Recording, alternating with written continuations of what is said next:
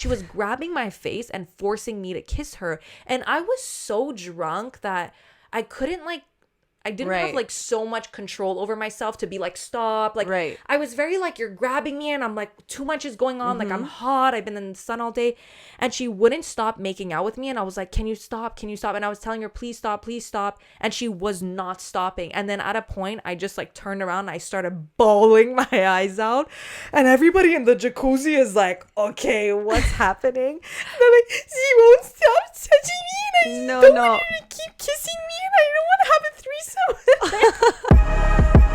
Chemical X.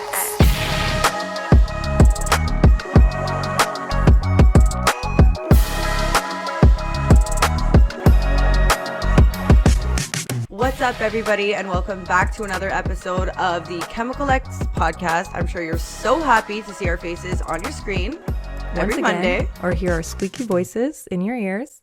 It's me, Veronica. No cool middle name like Alessia. So it's just the V name, not even a nickname. I didn't get shit. And I got Alessia Deandra. So here we are. Here we are. And if you're watching on video, I have a couple of questions for you, Alessia. Oh, God. Well, you changed up your look today. And I just want to know if you said 2022 is the year I go goth. But, or also if you got engaged. But you put the sparkles on your eyes. I promise you, this is the only diamonds I have. I feel like that would be some shit you would do. Like, I'm too different to get an engagement ring. How about get me a diamond? I'm going to glue it to my body. Wait, can we talk about Megan Fox's ring? Did you see it? I didn't see her ring, but I saw her getting engaged to basically a Foot Locker employee. Did you see that meme? Yeah. I was dying. Well, I was dying at all the camera angles. I was like, well, my proposal better have all these secret cameramen or I don't know what's going on. I think it was a really cute engagement, though. I actually love Instagram caption. I didn't understand what people were buzzing about. It's because, and I'll tell you, I didn't get it at first, and then I didn't get it down. So at the end of her whole, first of all, I have a couple of things to say about that Instagram caption. Okay, we're done with me being gothic. We're done with that. We're past that. Okay, it's in clearly. Okay, so. I read the Instagram caption and it's one of those captions that you know the relationship it's not happy, because you know when a couple posts their anniversary and they're like 3 years with you, it's been a lot of downs but some ups and we've gotten through the worst parts, and even though we put guns to each other's head, we still love each other at the end of the day. And you're like, whoa, like, why are you guys airing out all this shit on your Instagram caption? Right, you know what I mean? There's always that couple, but I feel like those are the couples that actually last because they're being real. Like, it's not all... I know what you mean, but when their caption is, 365 days out of the year, we're hitting each other and we're fighting, but there's always that one day that brings us together, and I remember why I love you, and you're very like, what the fuck? Yeah. Anyway, so that caption was a little bit of that. It was very like, this is the hardest relationship and the most toxic.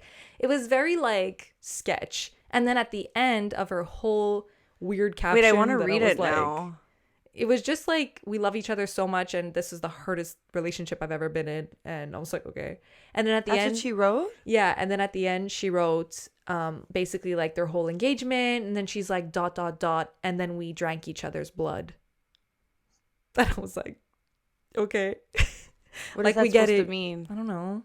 That they're like vampires? I don't know if it's a joke or if she's serious and she's just trying to be weird, or if she's just trying to be weird. Okay, well, what or if she just never clocked out of her fucking role in that movie. What was it called again? Jennifer's Body.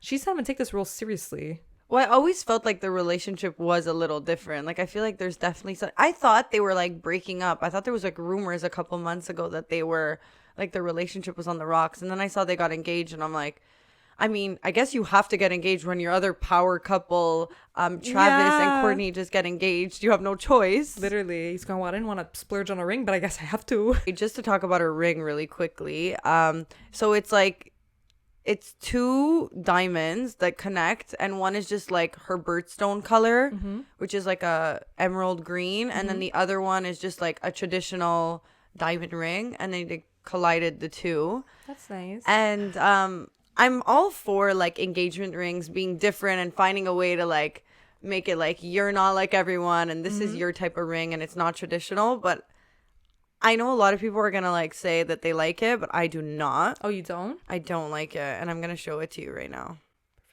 Perfect. I'm writing Jennifer's Body, guys. Like, I don't hate I don't like it. Oh my God, I don't like it. Not my style at all. I find it a bit tacky. It's a bit costume jewelry-esque. Yeah. But I think it goes with her whole like Victorian vampire vibes. Yeah. Jewels. I do like emerald green as a gem. Me too. I just find it's a little bit. I always feel like emerald green earrings or anything that's like emerald green is nice, but call me traditional. I want my ring to be simple. Yeah, I don't think I wouldn't go like too different with my engagement ring. I don't think. Like I want bitch, take what you're gonna get. I want something that shows that like I'm not like it's not a traditional ring, but I still want it to be in the same like how do you say it? Like still within the same colors. Yeah. Like I'm not gonna be that girl who does a wedding dress and it's not in, you know, it's black and red. Yeah, like it's not me. No. I actually know exactly what ring I want. So. What do you want? I want a radiant cut diamond with just a simple gold band. So it's really important to me that my ring is gold. I really like gold too. Gold. I love gold rings with diamonds. So I really like the non-traditional gold ring, but I feel like eventually when I do get engaged, I'll probably still go for silver because it's like typical. But I know what you mean. Gold is beautiful. I just like the simple bands. I like a simple ring. Anyways, I have a question for you actually. Yes. Speaking of this, that I saw another podcast speaking about, which if you want to check them out, it's called The Coffee Breakup. So we're not original now. We're not original. Everybody knows now. We're stealing content. Well, no, I saw them talk about it and I was like, shit, that's actually a really interesting thing. So let's say a guy proposes to you, okay? And your boyfriend proposes to you and you say no. Is the relationship done after that? And let's say he decides, like, if you say no, we're breaking up. Like, do you agree with that? Okay, well, I have so many questions now. Right. What are the reasons for why I'm saying no? Doesn't matter. Is it because I'm still in school and I want to finish my career before I commit to planning and doing this whole shebang? Well, just because you're getting engaged, and I think this is something that people don't realize, just because you're getting married. Yeah, you don't have to get. You could wait 6 years just because it's just more like accepting the commitment. So I think, like, so realistically, even if you're in school, if you really love that guy, wouldn't you say yes? Not necessarily. No. You would say no to a proposal to a guy you might probably want to marry just because it wasn't the right time. Yeah. Interesting. Yeah.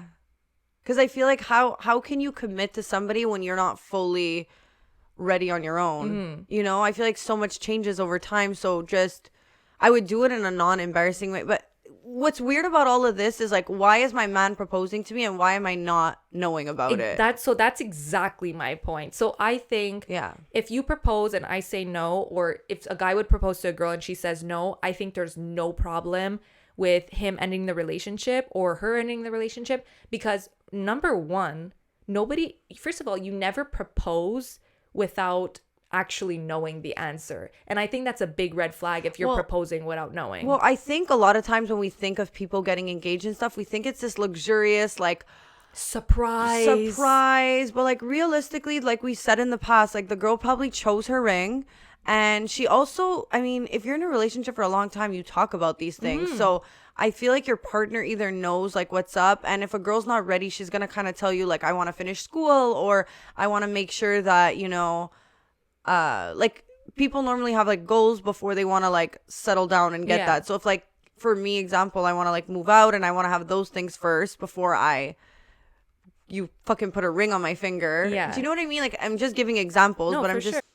I think your partner knows. Flag. So like if somebody's proposing to you and you have no idea, then how much does that partner actually know you and how much are you guys in love? Yeah. You know? That's exactly what I mean. So I think somebody saying no to a proposal is a red flag on actually both parts. Like, first of all, it's a red flag because how did you not know she was not ready for this? You know what I mean? Like, why is there so much no communication in your relationship that you didn't even know she was going to say no? And on her part, it's like, why, if you really love somebody, I believe, like, and you genuinely see a future with them, you would say yes to the proposal and then figure out the logistics after and be like, look, I don't want to get married for like 5 years or 6 years, but like, really? I do want to commit to you. Yeah. I think if you're serious about somebody, you wouldn't refuse a proposal. Right. I think when you know, and even though it's not the right time to maybe get married or like financially or whatever, I think you know what you want. And I think a proposal is a people courtesy. Can go against you and say, like, why do I need to have a diamond ring on my finger for me to feel like I'm committed to you? Like, I can be committed to you without having the ring on my finger. But wouldn't you know that already in a relationship? Like, if I was in a relationship with somebody who felt like that, I would know that that's their personality, and I wouldn't just propose to them. You know what I mean? Because I know that that's their vibe. I genuinely think proposals are like a courtesy. It's like, we already spoke about it. We already planned. We want to be married by this age or sometimes next year. You never know per se the exact date or whatever, but you always know it's coming. In a proper relationship and like with open communication, you just know, like, people, and you always see it, guys. Everyone posts their TikTok, I think I'm getting like proposed to today. Like, it's never... And also, if you're proposing to somebody after 3 months and you barely know them and it's a big shock, that's a red flag. Like, you know what I mean? And I wouldn't see it actually being a problem if, as a guy, you propose to a girl, she says no. Like, I think in my position, I would end the relationship. I don't think I would relationship if you don't take the proposal. If I was a guy and the girl said no, I would end the relationship. But what if her reasonings for saying no are just because she wants you to redo it when the time is right and when she's ready for it? I just think, like, if I wasn't aware of it and I was so I feel like if I was a guy, I wouldn't propose unless I knew for sure. And if I'm so blindsided by her saying no, that would be like, whoa, I don't even know you. Like, why are we together? And like, I don't know. I just think once you say no to a proposal, I feel like it could really affect the relationship and like the trust and the communication and the openness you feel like you have. Right. And I'm not talking from experience. I mean, maybe if somebody... I feel like, how does the guy come back from that? That's what I'm saying. Like, I feel like, how do you get where's to his balls after that? They're in the garbage. Holy shit. He threw his Manscaped with it. I mean, I don't know. It's so hard to say because I haven't been in that position, but I don't know. I just, looking at it now, I'm like, if somebody proposed to me, I'd be like, no. But that's what I'm saying. That's true. But I haven't met my guy, and yeah. But if a guy would propose to you now, like, and you said no, like, okay, leave. You know what I mean? Like, it's just like, it's a red flag. I think for anything, I knew somebody also who was dating a girl for like about 6 years, and then he by accident got her pregnant. By accident. No, he didn't want the baby, and after she wanted the baby and he didn't. And then when they decided to have an abortion and not have the baby, like, their relationship ended. Okay. So I kind of get it in a way. It's like, if somebody's ready for something and then the other person isn't and not willing to like support it, then you have to think about it like, well, I feel like your relationship almost goes to shits after because regardless if it's not the right time, you guys are on two different pages, and I feel like it affects the relationship 1,000%. So I can see how that can affect also engagement. I also think like people underestimate, like, I think we always say, like, obviously what comes first in a relationship, you want to be attracted, you want to like get along with personality wise, that you want them to have certain qualities, and I think obviously those are like the basis of a relationship. But I think people underestimate how important it is to actually have the same goals and to be aligned the same.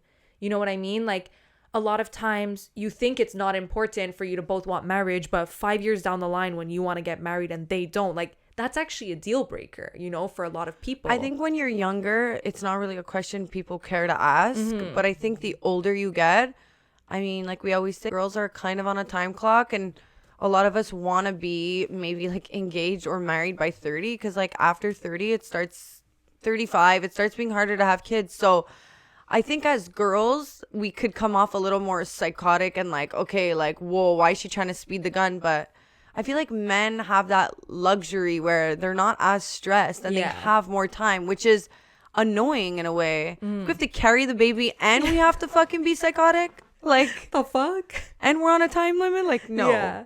No, but I definitely think that not being at the same place is like enough for me to end a relationship.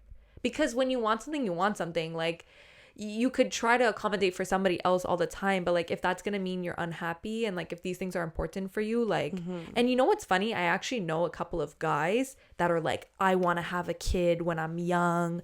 I want to be married by next year. I want to be a young dad. Yeah, and I'm like, whoa, it's so different to see a guy like that. Like, I legit know a few people that are like, by next year, like, I want to have a baby, and I'm like, really?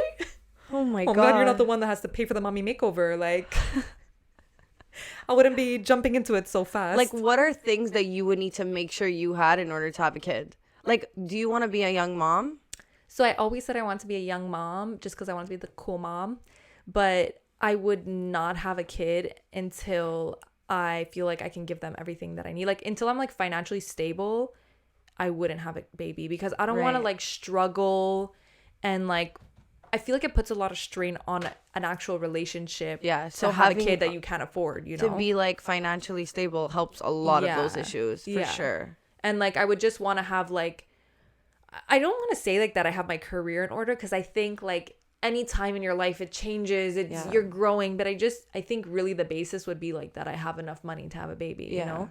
And yo, I swear to God, when I see people my age posting their babies, I'm like, guys, how do you afford this? Like, how do you afford a baby? I think you can afford a baby. I think it's just all about priority and where they put their money. Like, those are also the type of people who probably haven't really traveled in their life. And it was more important for them to have a family than it was to like explore the world or, you know, do certain things. It's really just where you allocate your money. 100%. But it's and also that's like, literally my biggest fear is like having a kid and not feeling like I lived my life before, you know? When I have a kid, I really want to dedicate all my time and my like life and energy and everything to them. And I feel like I will be a miserable mom if I can't like look back and like teach my kids and be like, I've done this and let me like guide you to the right path, if that makes sense. No, 100%. Will we be good moms? I think so. Absolutely. They just can't listen to our podcast. Yeah. Literally. I see Peter laughing in the corner there. I would not advise for my child to listen to my podcast. Well, actually, the other day my mom was over and she was like, so I was listening to one of your episodes the other day because I watched your... Well, for her, listening to my episode is watching a teaser on Instagram. Oh.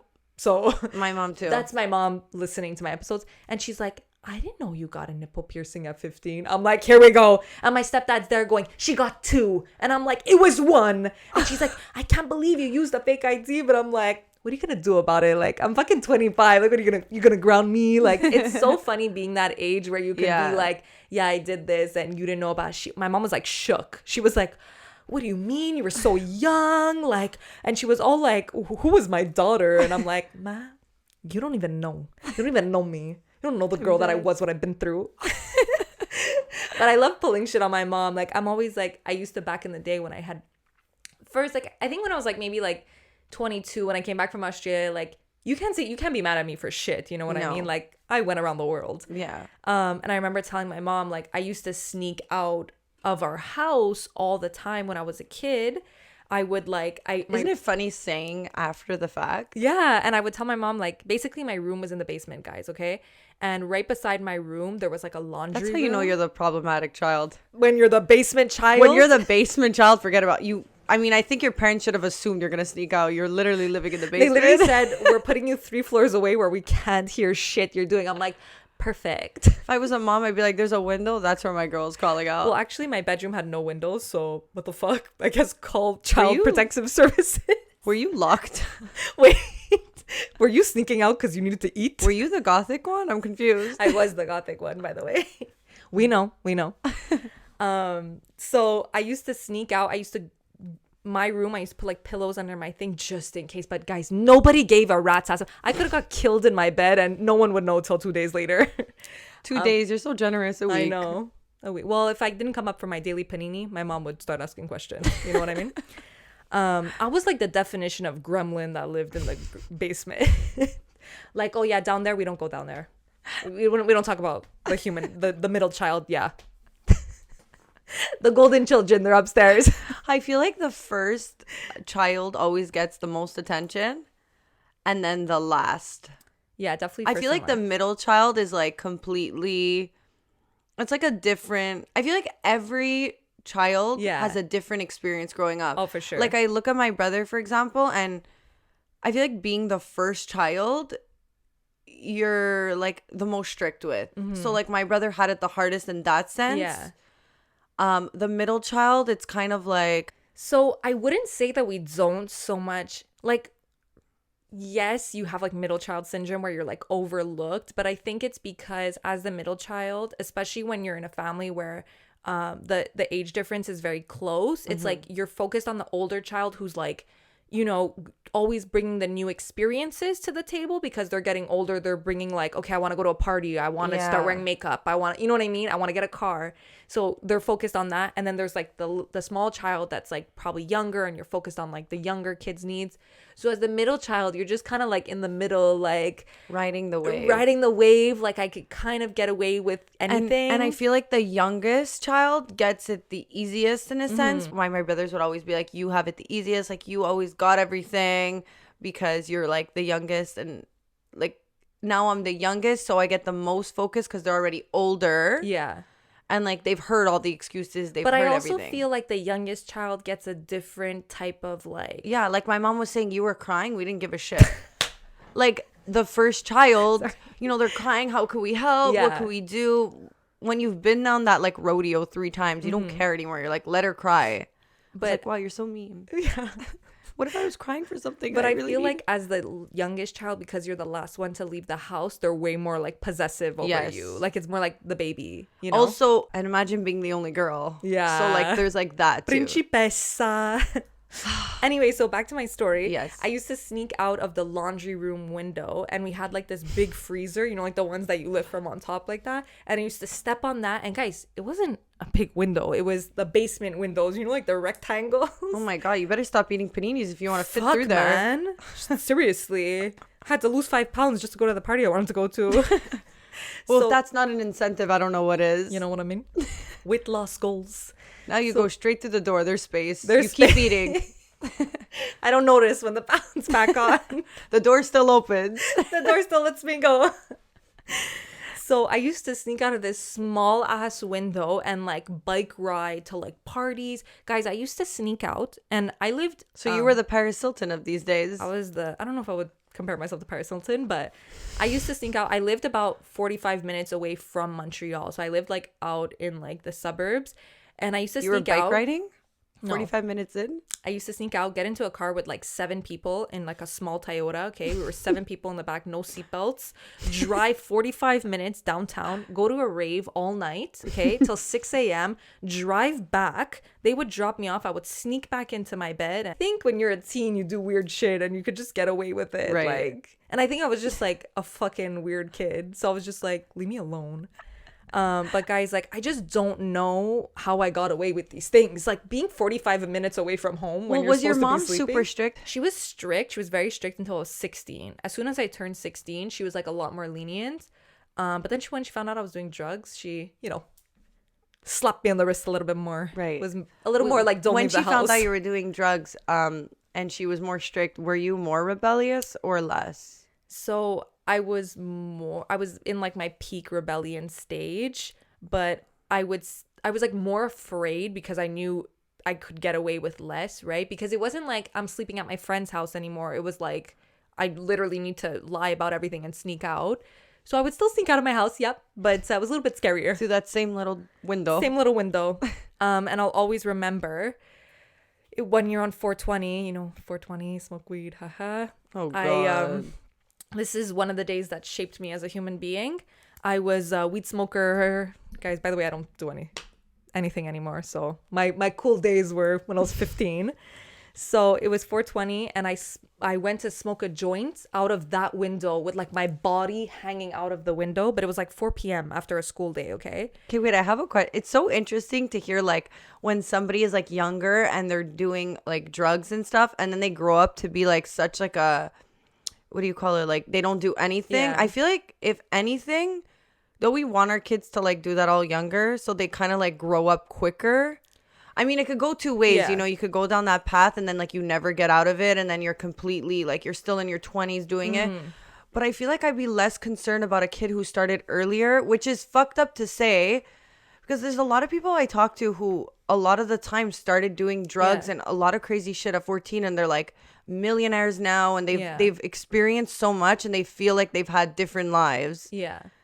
Does that make sense? 100%. I've always felt that way and I'm always grateful that my rebellious like stage was at that age because I don't feel like it actually affected me in life. The only way it affected me, I would say, is actually positively because I learned a lot of things when I was younger, and I got through that phase, and I got over it quickly. I don't know how it would be if, like, I wouldn't, like, recommend. Like, I wouldn't say, like, hey, do drugs after that. You know what I mean? No, like, I know what you mean. But I'm saying, like, I wonder how that would be if you're later on in life starting something like that. I feel like it would be harder to bounce back from, no? I think it's harder to bounce back from, and I think there's also a lot more you have to lose. Right. And I think like also, when you have a job, when you're going to university, like. And also being in your 20s, I feel like a lot of people don't talk about how stressful it is to, like, everyone says, like, it's the best years of your life, and we've spoken about this too, but, like, I feel like it's also the most stressful because you're like, what am I doing in life? Like, what's my career? Where am I? There's a lot of, like, uncertainty. And I feel like that's why a lot of people who are in their 30s are like, I'm way more confident, I'm happy, I'm secure, and they're saying that 30s are the best years of their lives. I just feel like 20s are a hard time to be going through that on top of everything. Yeah. I don't know. I definitely think, like, it depends on your path in life. But like I said, I always do feel, in a sense, grateful that I got it over with and I got out of it, because I know a lot of people that are still into it, from, like, people that I used to hang out with. And I'm just like, wow, you know, I'm just happy that I was able to move on from it and learn from it and, like, grow from it, rather than the opposite. For sure. But then there's, like, me who, like, didn't do it when I'm 14 and didn't do it now. So I think that's, like, also, you know, but I think it's also an interest thing. You know what I mean? Like, some people are just don't care, not interested, which is amazing. And I think majority of the people aren't interested, right? It's just really. You think majority of them are not interested? I think I would say half. I think it's just who you surround yourself with. You know, like. Anyways, I'm happy that I got it out of my system, and I don't feel that, like, that need. Would to you try say that anymore. Like those friends? You don't really talk to them anymore, right? No. Like none of them. None of them. There's only one person that I'm still very close friends with from when I grew up in high school. And she doesn't do that anymore as well? No. Or like little or whatever? Yeah, no. So we just both kind of, like, moved on from that stage. Anyway, so just to finish my story, not to leave you guys on a cliffhanger, they're gonna go finish the story that traumatized you forever. So 420, guys, I decided to smoke a joint out my window at 4 p.m. on a school day, okay? My mom's home. Already I'm dumb. I have my body hanging out of the window, and I think somehow I'm slick, okay? Now I'm high as fuck, and I'm watching Pineapple Express. Two things, like, you're watching Pineapple Express, like, on 420, guys, come on. What, you don't smoke weed? You know what I mean? Like, what am I supposed to tell my mom? I have no idea what Pineapple Express is. It's the movie with Seth Rogen and James Franco. Oh, okay. Whatever. Basically, they're just smoking weed the whole time, so. Can you tell I don't do drugs? Exactly. So I'm watching that movie in my bed. I think I'm slick. I'm celebrating 420. My mom comes down to do laundry. And already when you're high, guys, you're, like, paranoid, like, of everything. So I hear her do her laundry, and I'm starting to freak out because I'm like, oh my God. So is it, like, linked into your room? So it's right beside my room, but it's where I went to smoke out the window is the laundry room, right? Oh, okay. So she goes in the laundry room. I start panicking. She opens my door, and I'm like, I'm caught. I'm done, right? She comes in and she's like, do you smell that? And I'm like, guys, when I tell you my heart went into my asshole. No. You know that feeling, like, whoop. I was like, what do you mean? Smell? No, can't smell anything. She's like, I smell a weird smell, like something's burning. Okay, guys. And my mom, bless her heart, is innocent, never did a drug in her life, doesn't know what weed smells like. And she starts going, I think something's burning. I think there's a problem with the laundry machine. Guys, she goes, can you come here? I go into the laundry room and I have to start pretending like I don't know what it smells like. But when you're high, your senses are not there. So you can't really smell anyways. So I'm there going, no, don't smell anything. Don't know what you're talking about. She's like, I don't know. I'm freaking out. I'm going to go call Mario, my stepdad, the guy who knows what weed smells like. Okay. I'm like, no, it's fine. It's fine. I think it's from outside. I opened the window. My mom starts going, why did you open the window of the laundry room? I'm just trying to make up any reason as to why, it's guys, best I when did you're that. lying to speak less. It's shut the fuck up, go in your room, shut the door, and say, I don't know what the smell was. Yeah. I start going, I opened the window to air out the room. Guys, my mom's like, but she's like innocent and actually not understand. She's like, what do you mean? Why did you? But it was burning. Did you burn something? And I'm like, no, I don't worry about it. I go in my room, guys, have a panic attack. I start trying to hide anything that could be related to smoking weed.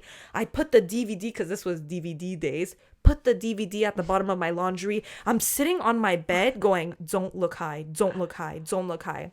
I think that's when you look the most That's when you look the most high, when you start going, hey, my name is, how are you? Yeah. And then my stepdad comes home an hour later, and I'm praying to everyone. Did you Febreze the when place? My mom left, as slickly as possible, went into that laundry room and started taking bounce sheets and doing this. Because I'm trying to remove the smell.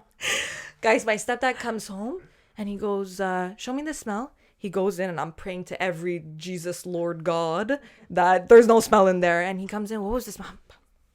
Beats me. I don't know what it was. Mommy, she's crazy. Yeah, mommy. Menopause, I think. So there was no sense, but I never recovered. That was the first day I had a panic attack. Actually, the first time in my life I ever had a panic attack. And let me tell you, it was. So they never caught you, but what would happen, you think, if they did catch you? No, well, they did in the future catch me, that was not the time, thankfully.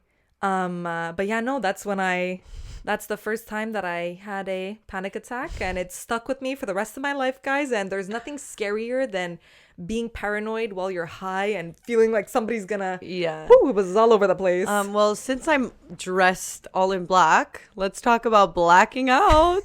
Ew, I'm so ugly. You could have went any way with that. You know what? I could have. So when I was in Miami with a couple friends, I have 2 friends of mine, okay? And you're on a trip with 2 people, and they're both people who black out. Mm-hmm. And I'm not really someone that blacks out. I think it's because I don't get to that stage. Mm-hmm. I know when to stop. I don't keep going. There's maybe like 1 or 2 times in my entire life that I blacked out. And I also feel like sometimes some people are like way more prone to blacking out. Like, I think it's almost like when they hit a certain level, that they automatically go there. Yeah. But because it's happened to me like 1 or 2 times in my entire life, the feeling of blacking out is probably like the worst feeling, and not even in the moment. It's the next day. You're having the best day of your life in the moment. Post anxiety of the next day. Like, you don't want to get out of bed. You're like, what did I do? Don't tell me, but tell me. There's so much anxiety. And I look at my 2 friends who do this all the time. I'm like, how do you live with yourself? How do you wake up the next day and get up and casually like how are you okay? Walk down the street of somebody you don't know what you did to? Like, I would die. I can't live with I think it's like a scary feeling also to know, like, how did I even get in my bed tonight?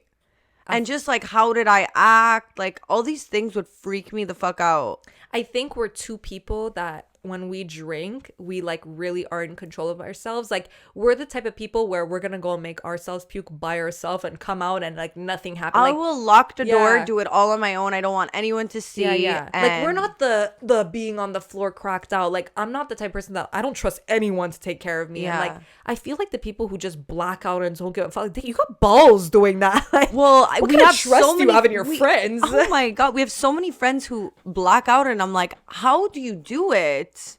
Because it's anxiety.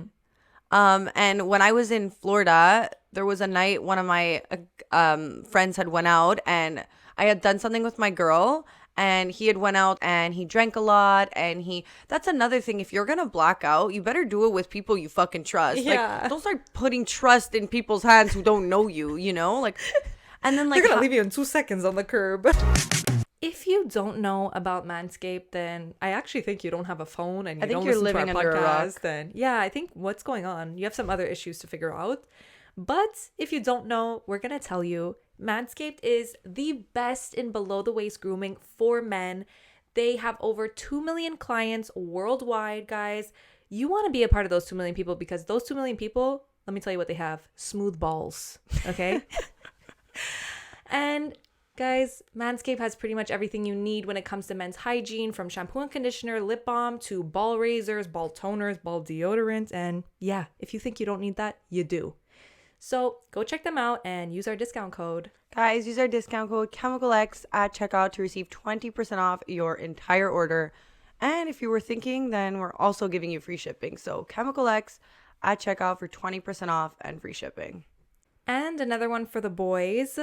If you need a update on your wardrobe, or you just got a new fancy job, we have the perfect company for you.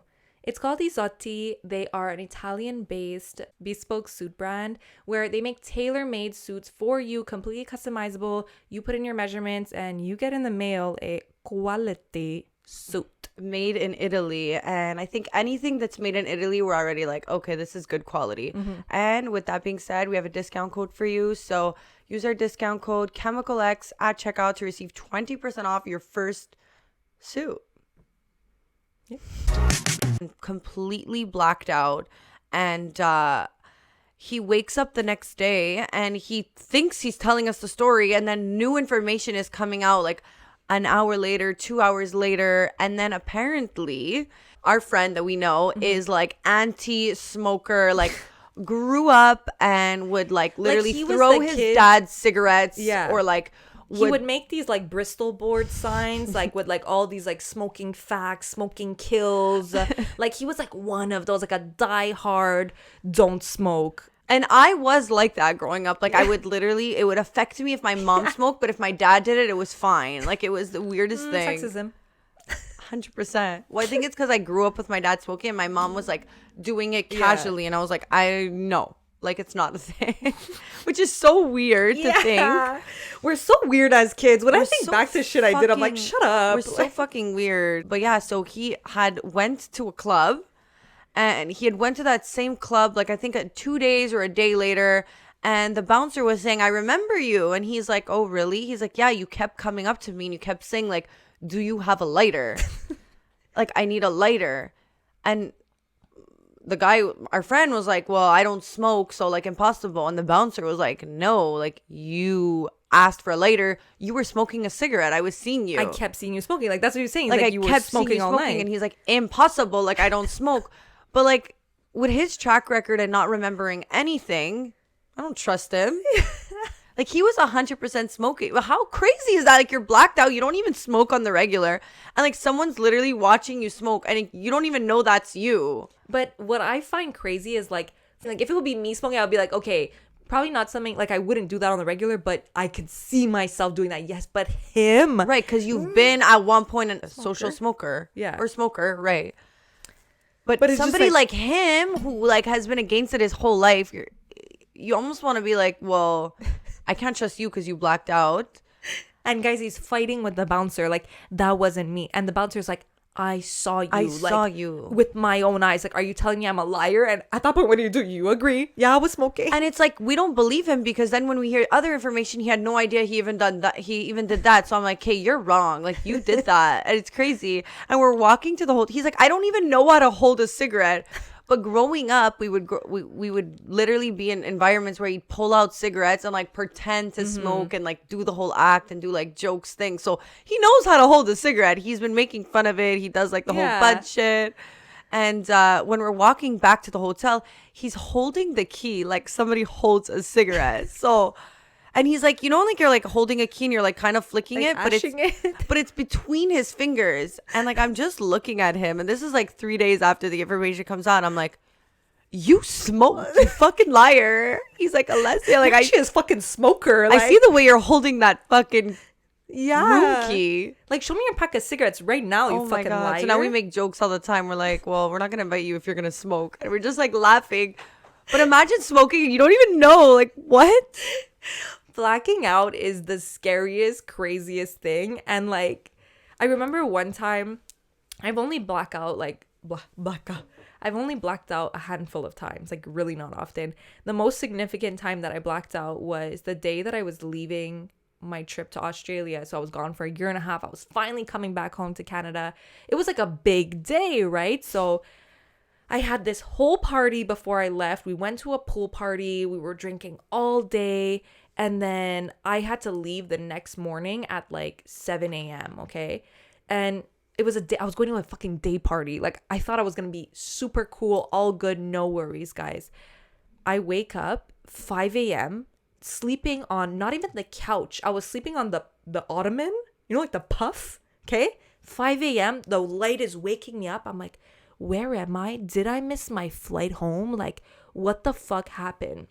And then my two friends are retelling me the story of happened. Thank God they were there. They're like, you're in the jacuzzi crying your eyes out. And guys, if you know me, I don't fucking cry for nothing. Okay. That would give me so much No. anxiety. You have to hear what happened. So I actually went because I was like into this guy. I got invited by this guy that I had went on a date with and it didn't work out, but he invited me to this pool party, so I went. But then while I was there, sounds like a bad sign already. Okay, while I was there, this other guy, but this was like a while ago, we just stayed friends. While I was there, the guy I just was messaging and was like actually into at the time shows up at the party. I had no idea they were friends because these are like local Australians. So I didn't even know they were all friends, okay? So now keep your circle they're small. going like, and I'm like, and he's like, how Can are I just you say here? that as big as the world is, it's so small and you Fucking think small. you're good, but you're You're never there's safe. Always somebody you'll have in common. And then he's going, how did you, like, why are you here? And I'm like, oh, he invited me. And he's like, oh, how do you know him? And then I'm like, Right. Anyway, so then I'm like with the guy that I was into, and then there's this girl that was like a legit predator, guys. Like, she kept saying like, do you want to have a threesome? Do you want to have a threesome? Look at that guy over there. Like, we want to have a threesome with you. And was the guy who invited you? I don't think so. I think it was, I don't remember. I genuinely can't even remember who the fuck she was talking about. And she was like, do you find him cute? Like, do you want to have a threesome? And I was like, and I was just trying to play along and just be like, ha ha ha. Like, right. You're so funny. Like, you know what I mean? Just Yeah. like, hee hee hee. Like, I'm not trying to be like, no, get off my fucking swamp. You know what I mean? Like, so she was like and then she started getting very aggressive and she's like, come on, let's have a threesome. Kiss me, kiss me. She kept like forcing, guys, this was like legitimately like sexual assault. She was grabbing my face and forcing me to kiss her. And I was so drunk that I couldn't like, I didn't have like so much control over myself to be like, stop. Like, I was very like, you're grabbing me and I'm like, too much is going on. Like, I'm hot. I've been in the sun all day. And she wouldn't stop making out with me. And I was like, can you stop? Can you stop? And I was telling her, please stop, please stop. And she was not stopping. And then at a point, I just like turned around and I started bawling my eyes out. And everybody in the jacuzzi is like, okay, what's happening? And they're like, she won't stop touching me. And I just don't want her to keep kissing me. And I don't want to have a threesome. And guys, okay, it gets worse. So I'm crying. They get me out of the jacuzzi and then my birth control pill starts ringing. And I'm like, I need to take my birth control. I need to take my birth control, okay? So now my two friends... Is that healthy to like take it while you're wasted?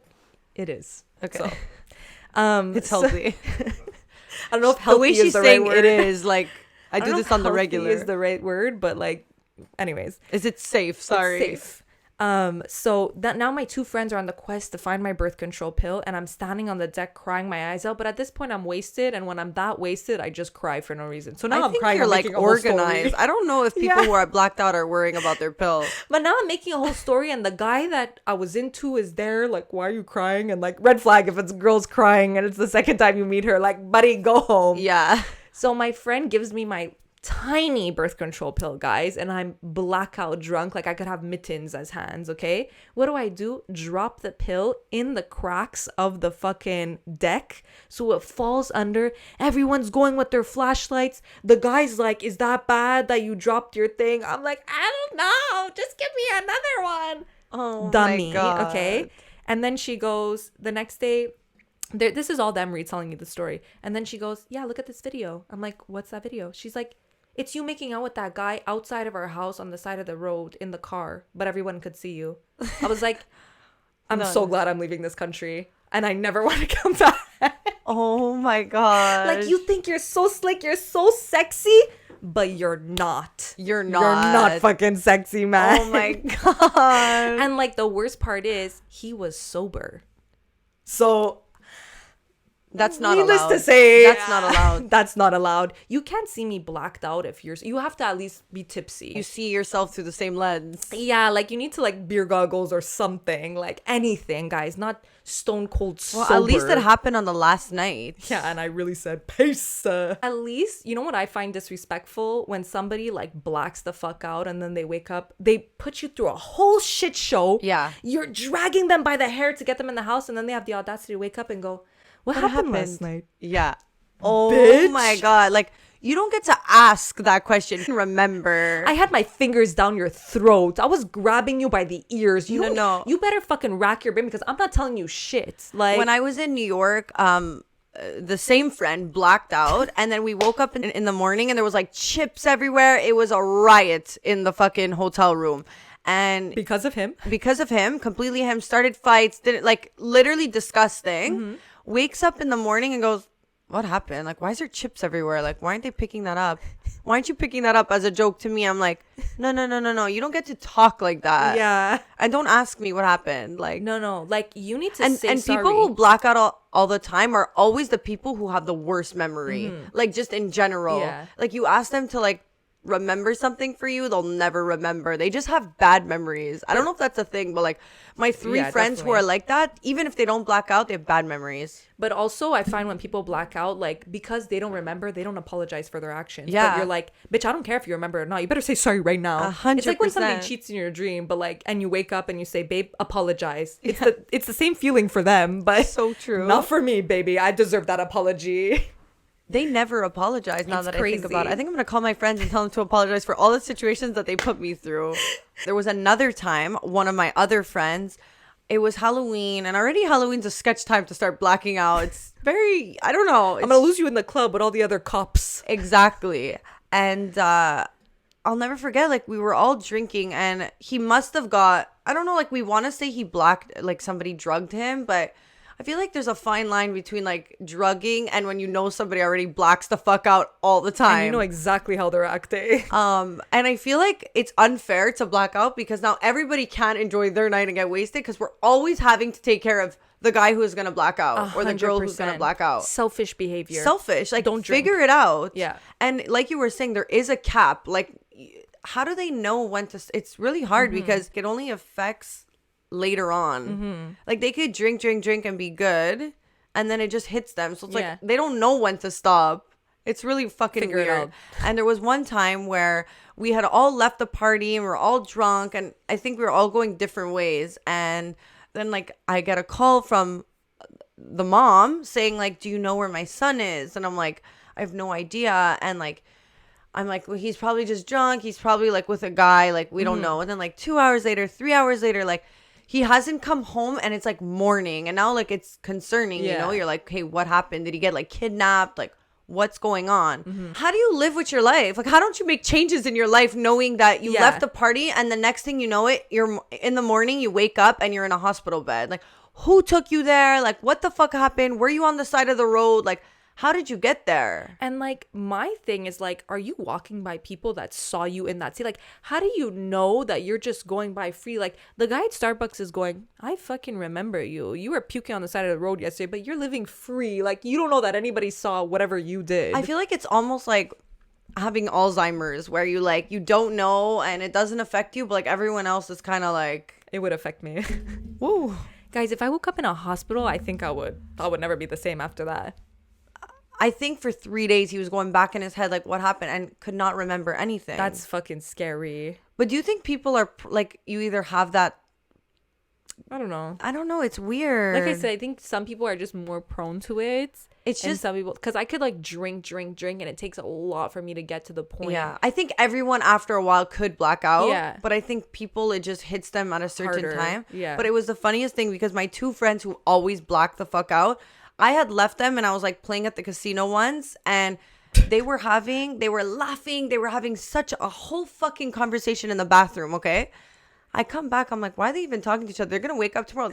No one's remembering the conversation. Like, don't even have the conversation. Go to bed. Why even waste your words? Don't even waste your words. They wake up the next morning, nobody remembers what happened. I'm like, I came home, you guys were laughing in the bathroom together. What were you guys talking about? They're like, we were laughing in the bathroom. Like, I feel like you almost need that second person to just do it with you, because then I'm the girl the next day saying, yeah, you guys were in the one bathroom. who has to start saying, you did this, and then they hate you because you're telling them their own action. Yeah. Like, they're going, stop, don't tell me. Bitch, I'll fucking tell you, and I'll tell you again. Because you're fucking annoying. Yeah, like I had to live through this and I have the memory.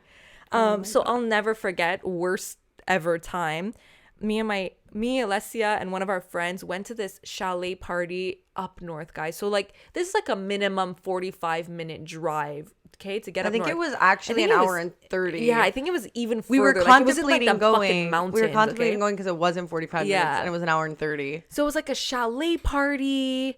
And we just like, fuck it, we'll go. Okay. And we're young at this point. I think we were like 18 or 19. We drive all the way up to this party. We start drinking. And then. And I'm the driver. So I drank like maybe 1.5 drinks because I knew I had to drive back. But this was at the point where on your license, you have 0 tolerance. So like even if you smell alcohol, you're getting a DUI. You know what I mean? But whatever, we drive up.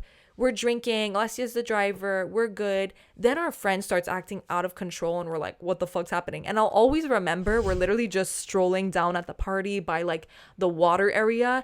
And he just walks away by himself, bends over and comes back. And I'm like, what? He's like, I just went to puke. And I'm like, no, like, at that point we're going home. Yeah.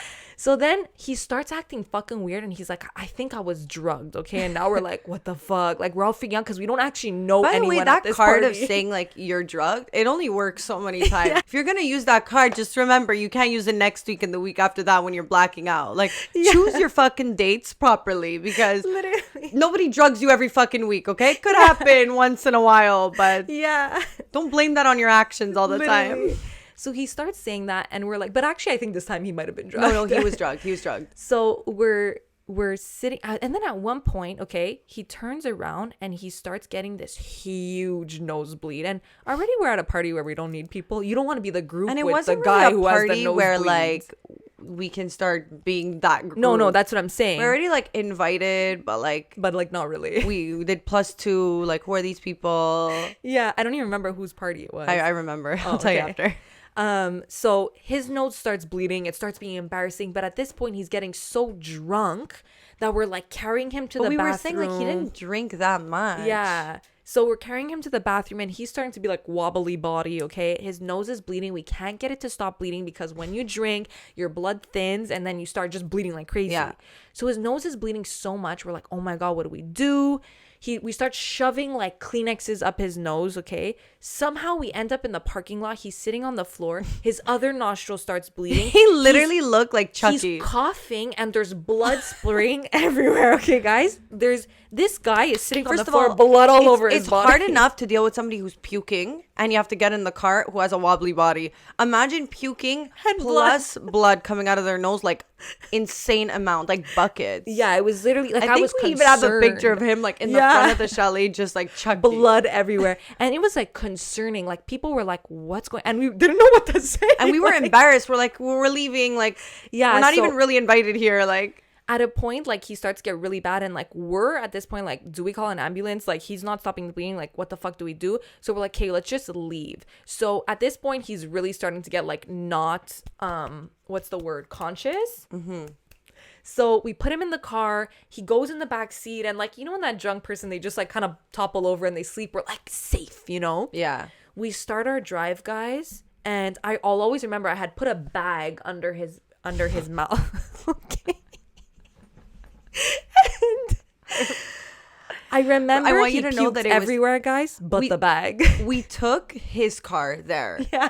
And it was like Goodfellas, like Mercedes, but you know, like the back in the day one that was like kind of like rectangular. Yeah, you know, the like boxy one. The boxy big car. Like you have to park that thing. You're parking a boat. Like, and there's no backup camera on that shit. And there's no backup. So he's in the back fending for himself at this point because we're just like, we just want to get out of here alive. Yeah. He's bleeding, puking. At this point, we roll down the window for him and he just has his head hanging out the window, throwing up on the side of his car. Okay. And it's like, I wasn't drunk driving. I had one drink. Yeah.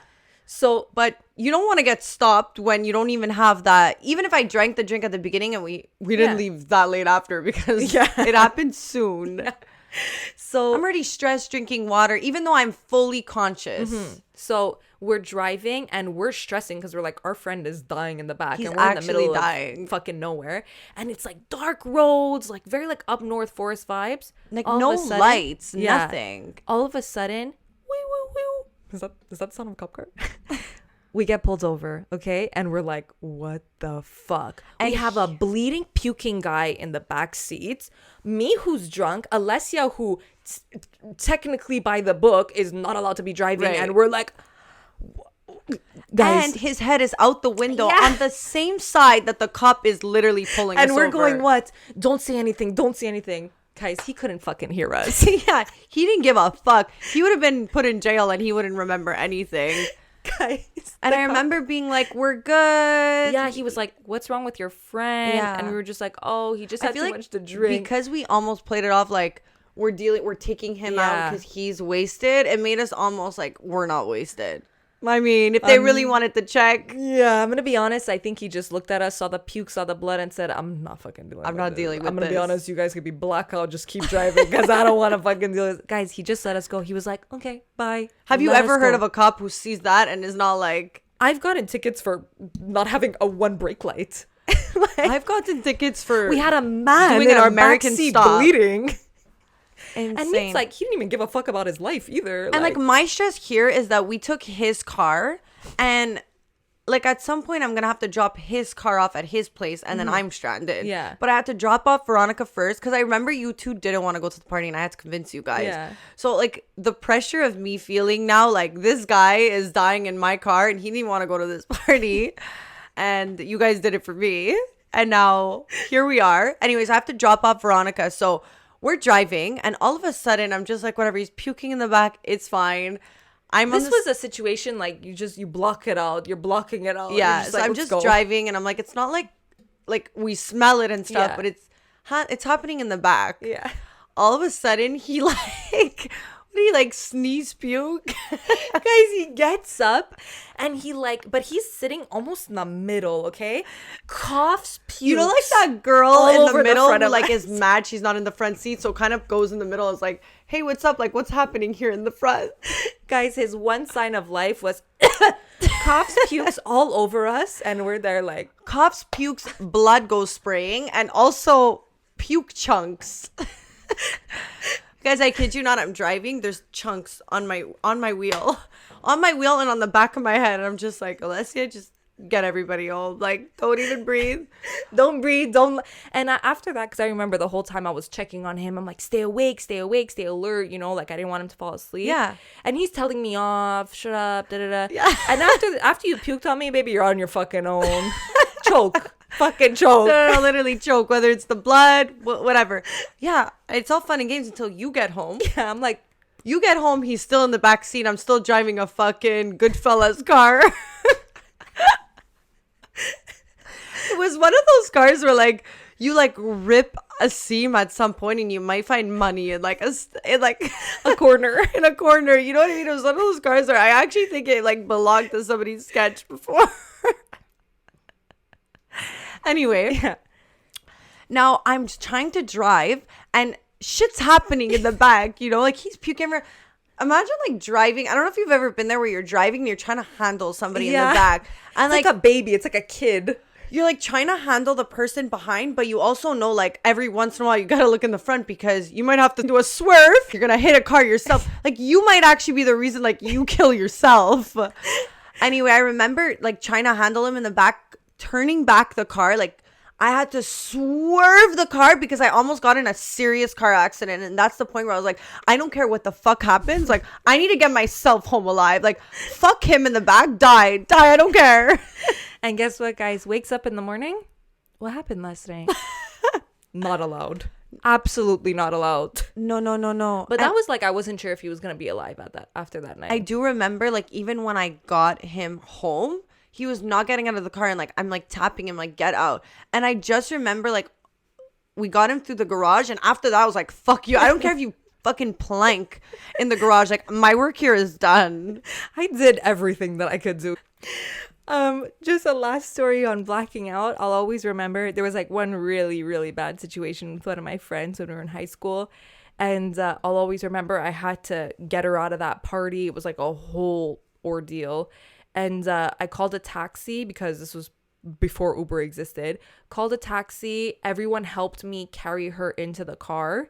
And then we got to her house and she couldn't remember her. Like she was incoherent. Like, she couldn't tell me the code for her house. I was freaking out, and then I couldn't get her out of the car, and I was asking the taxi driver, can you please help me carry her to the door? And he was like, no. And I was like, please, like, I can't get her out. And he was like, no, sorry, I'm not helping you. And I was like, that's not part of my job. Yeah, I was like, what the fuck? So he helped me take her out of the car, but he just left her on the grass in the lawn. Guys, are you fucking kidding me? Not included. Like, he didn't give a fuck. Like, I was like, are you joking? Like, I can't do this on my own. And he was like, sorry, no. And I was like, and then I was like trying to get into her house somehow. And this was all at the age where her parents couldn't know that she was blacked out. And it was a whole fucking ordeal. But I'll never forget that taxi driver that left me hanging. I think the one time I blacked out and it was like really disgusting was like my birthday 2 years ago. I feel like there was like a lot going on. My ex at the time had like lost his grandfather, so it was a really like sketch time to be going out because you want to do the right thing and just do dinner. But then I was like, you know what, like, it is my birthday. Even if you're not gonna come out, I'm still gonna go out with my friends. And you know, when you have a lot on your mind, I feel like that's a lot of the times why you black out. Yeah, because you're like trying to like avoid situations and things. Yeah, and especially the club we were going to, it's like there's no service. Like, you are in that cave and that's it. Like, don't try and get a hold of somebody. Like, your phone doesn't work, no reception, which is a good and bad thing. You actually enjoy your night, but you don't know what outside music is happening. Yeah. And I remember me and your sister like literally blacking the fuck out, like not remembering our night, waking up in the morning and just like getting told off from like my boyfriend. She lost her phone, we have to share the phone because she needs to deal with what's happening with her phone. We're literally in her bed. It's like 5 p.m. We're ordering Uber Eats. It's literally 6 o'clock. We're eating our poutine and going back to bed because we just couldn't face the next day. And I was like, I don't want to remember what happened. Like, don't even tell me. It was like the worst, but the best night. I blacked out that night too, but it was the worst night for me. But I will say, wasn't she like walking in the snow? Yeah, with no shoes, like walking like because a dog. Me and my boyfriend, who were both blacked out drunk, were trying to carry her, who was even more blacked out drunk, and we kept dropping her in the snow. And at one point, she just said, "Fuck it, I'm doing it on my own," and she just went running, guys. No shoes, January, through the slush, not even snow, slush.